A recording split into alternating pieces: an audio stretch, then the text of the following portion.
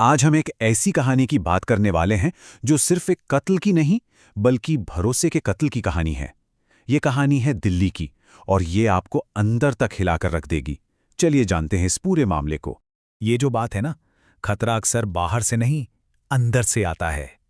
यही इस पूरे केस का सबसे सबसे डरावना सच है और ये सोचने पर मजबूर कर देता है कि आखिर असली खतरा है कहां। तो कहानी शुरू होती है दिल्ली के अमर कॉलोनी से, एक घर जहां एक बहुत ही होनहार लड़की अपने बड़े बड़े सपनों को पूरा करने की तैयारी में दिन रात एक कर रही थी। ये कोई आम लड़की नहीं थी, वो एक सीनियर आईआरएस ऑफिसर की बेटी थी, 12वीं में ऑल इंडिया टॉपर, सोचिए। और अब वो यूपीएससी की तैयारी कर रही थी पूरी लगन से। मतलब एक ब्राइट फ्यूचर उसका इंतजार कर रहा था। पर एक सुबह सब कुछ हमेशा के लिए बदल गया। और जो बात इस केस को सबसे ज्यादा खौफनाक बनाती है वो ये है कि हमलावर कोई अजनबी नहीं था। वो परिवार का ही एक पुराना कर्मचारी था जिसकी उन्होंने कभी पैसों से मदद भी की थी।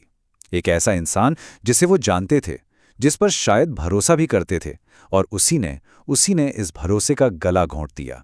तो सवाल यह है कि उस सुबह आखिर हुआ क्या था? कैसे एक पूरी प्लानिंग के साथ इस वारदात को अंजाम दिया गया? चलिए उस सुबह के घटनाक्रम को समझते हैं। सब कुछ बहुत ही कम वक्त में हुआ। सुबह 6 बजे पेरेंट्स जिम के लिए निकले और बस उसके आधे घंटे के अंदर ही हमलावर घर में दाखिल हो चुका था। जब तक वो 8 बजे के करीब वापस लौटे तब तक वो अपनी हैवानियत को अंजाम दे चुका था।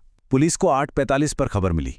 देखिए, ये कोई अचानक से हुआ हमला बिल्कुल नहीं था। सब कुछ पूरी तरह से प्लान किया गया था। हमलावर को पता था कि पेरेंट्स सुबह जिम जाते हैं। उसे ये भी पता था कि लड़की उस वक्त छत पर बने स्टडी रूम में अकेली मिलेगी। लॉकर खोलने की कोशिश से लेकर भागने के लिए लड़की के भाई के कपड़े पहनने तक उसका हर एक कदम सोचा समझा था। वहां एक भयानक संघर्ष हुआ, जिसके बाद उसने लड़की को बेहोश कर दिया। और उसके बाद जो हुआ वो सिर्फ लूटपाट नहीं थी। उसने बेहोश लड़की के साथ दरिंदगी की और फिर घर का सामान खंगालने लगा।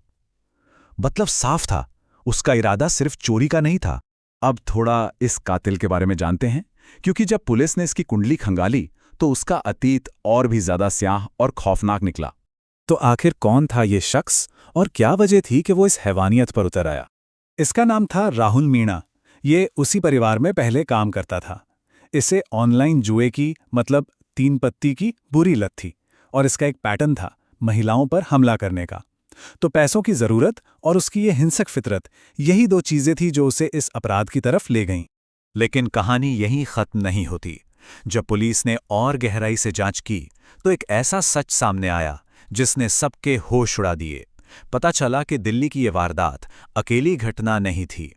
जरा इस पैटर्न को देखिए।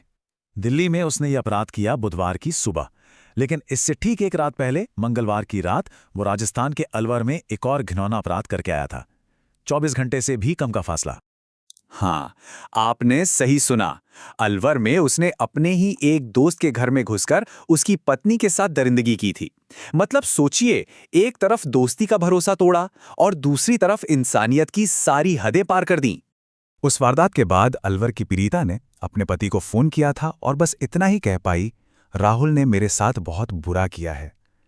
इन चंद शब्दों में कितना दर्द, कितना खौफ और कितना सदमा छिपा है, इसका अंदाजा लगाना भी मुश्किल है।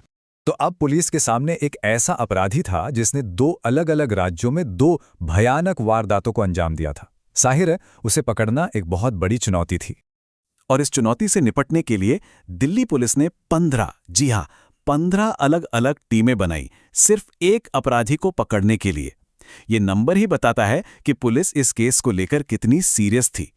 ये सिर्फ दिल्ली पुलिस का मामला नहीं रहा, इसमें राजस्थान पुलिस भी पूरी तरह शामिल थी। अलवर, दौसा, जयपुर, हर जगह टीमें लगी हुई थीं।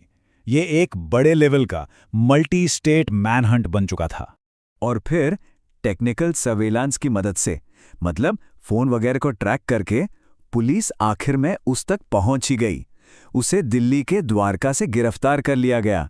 तो अपराधी तो पकड़ा गया, लेकिन ये केस अपने पीछे कुछ ऐसे सवाल छोड़ गया है जो बहुत मुश्किल हैं पर बहुत जरूरी भी। ये पूरा मामला हमें सोचने पर मजबूर करता है, विश्वास और सुरक्षा के बारे में, खासकर उन जगहों पर जिन्हें हम अपना सबसे सेफ मानते हैं। हमारा अपना घर। ये केस हमें याद दिलाता है कि भरोसा कितना नाजुक हो सकता है।